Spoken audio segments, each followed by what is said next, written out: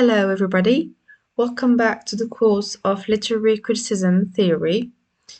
We are now in the second section of the third module titled Literature, Society, and Power. The third section in this module is about New Historicism, literature, and the dynamics of historical power. So, what is New Historicism? New Historicism is a literary theory that emerged in the 80s, and it emphasized the interplay between literature and history. So it views texts as a product of their cultural and their historical contexts mainly, and it examines how they both reflect and they both shape the ideologies and the power structures of their time. So New Historicism here actually rejects this idea of history as a single or as an objective narrative, and instead it considers it as a dynamic, as a multifaceted discourse. So it calls for a reawakening of our historical consciousness, and it declares that history and that literature must be seen as disciplines to be analyzed together. So we should eventually and mainly and consequently place the texts, all our texts, in their appropriate context. That is mainly cultural and the historical context in order to better understand them. So, Stephen Greenblatt, who is a prominent literary critic and scholar and who is the one credited with founding the critical approach known as New Historicism, developed this approach because he was dissatisfied with the dominance and the dominant formalist approaches of his time, such as neo-criticism, which we have seen prior, which focused on analyzing texts in isolation from their historical and their cultural contexts. So he believed that literature could not be fully understood without considering the societal forces and the historical moments that produced it. So he argued that literary texts are not autonomous. They are not autonomous creation, but they are cultural artifacts that are shaped by their historical conditions of their production. So he also explored how power operates within literature and cultural texts, and he believed that texts both reveal and reinforce systems of power and ideology. So this can make literature a tool for understanding societal control and resistance. Now we're going to be talking about the theoretical influence. Even though on the slide we see Michel Foucault as the first one, we're going to keep him second and continue talking about Stephen Greenblatt, the founder of New Historicism, and his two significant contributions, which are the ideas of subversion and containment. So this concept actually suggests that literature has a dual role. First one is subversion, which is how literature can challenge or can question dominant ideologies, the societal norms, the power structures of its time, and so on, even for other times. For instance, it can express rebellion, it can express dissent, it can express criticism of the status quo. And at the same time, we have containment, which is how literature can simultaneously neutralize or contain these challenges by ultimately reinforcing the very system that it critiques. So, in this way, subversive ideas are absorbed back into the dominant ideology, and it prevents real disruption to the societal order. So, how does this work in practice? Containment occurs when the moments of rebellion are ultimately resolved or dismissed in ways that support existing power structures. So even though subversion happened and the the rebellion was expressed, it was critiqued, or happened, and the status quo was critiqued or criticized. Still, at the end of the day, this rebellion is resolved in a calm way that actually just puts back existing power structures in a different manner, but they are still there. So this resolution reassures audiences that the established order is still valid or is somehow inevitable, you know? It's the norm, so it should be accepted. It's like a safety mechanism. So here, Stefan Greenblatt suggests that societies use art and literature to give people a space to explore. So let's focus on the on the word explore. So they're just exploring. They're not really changing anything. To explore rebellious ideas without actually overthrowing the system. So you allow subversion, but you contain it.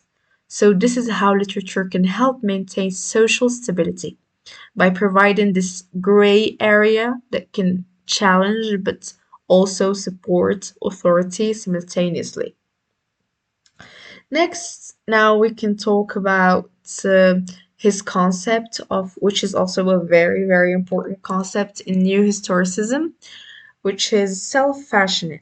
So he introduced this in his book Renaissance Self-Fashioning from Moore to Shakespeare in 1980, and it refers to the process by which individuals in the Renaissance period consciously shaped their public identities in response to cultural, social, and political forces. So, this idea here highlights how identity is not really a fixed or an inherent, rather constructed, but rather constructed through deliberate choices. So, here identity or the self representation is influenced by external expectations and internal aspirations. So during the Renaissance, individuals sought to present themselves in ways that aligned with societal norms or that challenged them, depends on what the individual is looking for. So this process was like creating a persona. It's like creating this public image that you would like the others or the public to perceive you as. So self-fashioning here involves tailoring. You tailor your behavior, your appearance, your speech in order to fit the specific roles, specific ideals or criteria that you put for yourself, which was mainly shaped by expectations of institutions like the church, like the monarchy, or social hierarchies. So eventually, the individual would conform to these structures in order to gain acceptance or power. So this aligns with New Historicism's emphasis on view literature and individuals as products of their historical concepts or contexts, shaped by and shaping the social forces around them. So here we're talking about both literature and both the individual, which could be the individual creating this literature, does not come or is not produced independently from its historical context, because it actually shapes who he is or who he was or who he is presenting himself to be, both as the individual and both as the arts he is creating or the literature he is creating. So next, after talking a little bit about Stefan Greenblatt and why he founded New Historicism and his main and core concepts, we're going to move to Michel Foucault and his core concepts as well. First, mentioning his concept of episteme. So he introduces episteme and refers to the underlying structure of thought that denies what is considered true or real in a particular historical period. So if we're talking here more concretely, he's talking about how each era has its own episteme, which shapes how people perceive reality, how they establish standards of behavior, and how they determine what is acceptable and what is unacceptable. So epistemes are neither moral nor immoral, they are amoral. So they simply exist as frameworks that guide thoughts and behavior in a given time, regardless of whatever conditions that caused this episteme to be in a certain way. So, New Historicism in relation to Foucault's and his influence. He talks about his main ideas on discourse and power. And he talks about how discourse and power are central to New Historicism and argues that history is not a series of causes and effects, but rather it is a network of discourses that shape how people think and act. So, so this literature or history is not an effect, but rather it can be a cause, or it can be a cause, but caused by these discourses. So there are discourses that actually shape or result in the creation of this history by shaping how people and think in certain period. So these discourses are tied usually or mainly to power structures that determine what is considered true or valid in a given period. So whoever is in charge or is part of the ruling class in that specific era is going to promote what is considered true or what is considered reality to be promoted as history of that certain time. So, what are the core principles of New Historicism? We have three main core principles of this theory. The first one is text and context interdependency, which is the main idea that New Historicism is trying to get through. So, texts or literary works in general and context, that could be historical, could be cultural, could be social settings, are not quite separate entities. So, New Historicism argues that a text cannot be understood fully without understanding the historical and cultural forces that shaped it. And on the same note, history is often interpreted and preserved through the lens of literature and other cultural artifacts. Next, the second principle is power and ideology in texts. So, literature is deeply embedded in systems of powers and ideologies, and texts are not neutral or purely aesthetic. They are tools through which power operates, and ideologies are constructed, they are questioned, and they are reinforced through literature. So, drawing on Michel Foucault theories, New Historicism sees text as arenas where power dynamics between classes, between genders, between institutions are played out. So, it reflects the prevailing ideologies of its time. The third principle that we have, and the final principle of New Historicism, is that history is in fact subjective.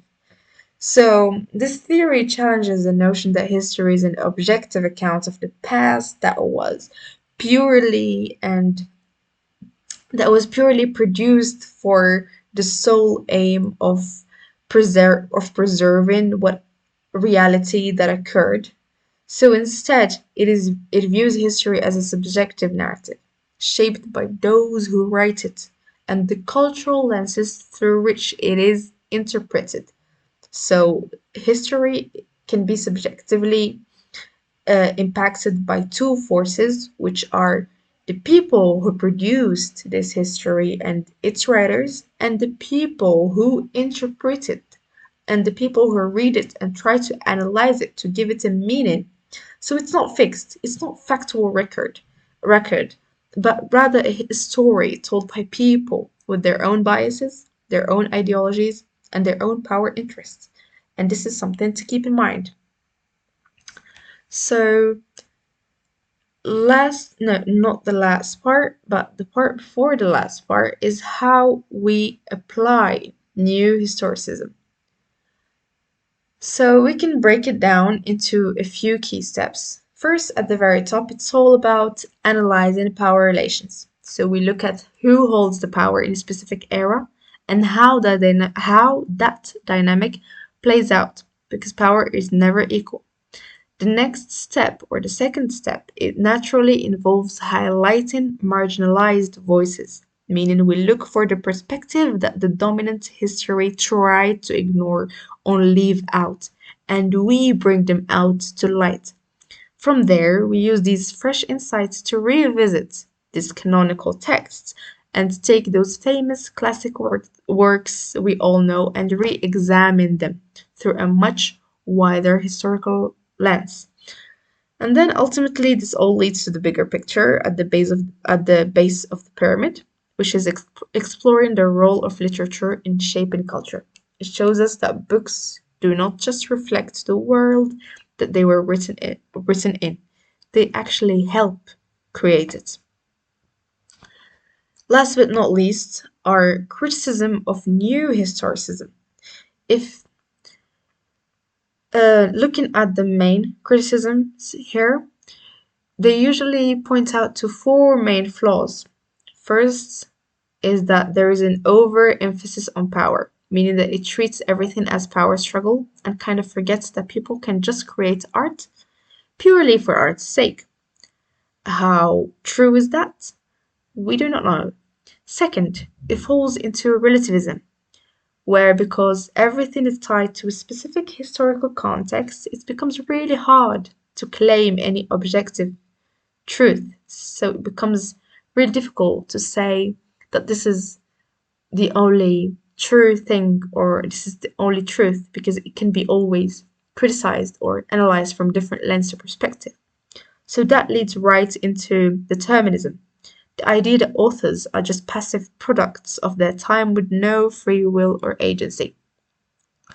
So here authors do not really have any added value. They would just produce whatever is produced during their historical era or during their time. And finally, critiques argue that there is a serious lack of methodological clarity. So basically, meaning it can feel a bit messy or cherry picked because there aren't strict or clear rules on how to actually do it in a correct manner. So that's it about the new historicism literary theory. Thank you so much and see you in the next one.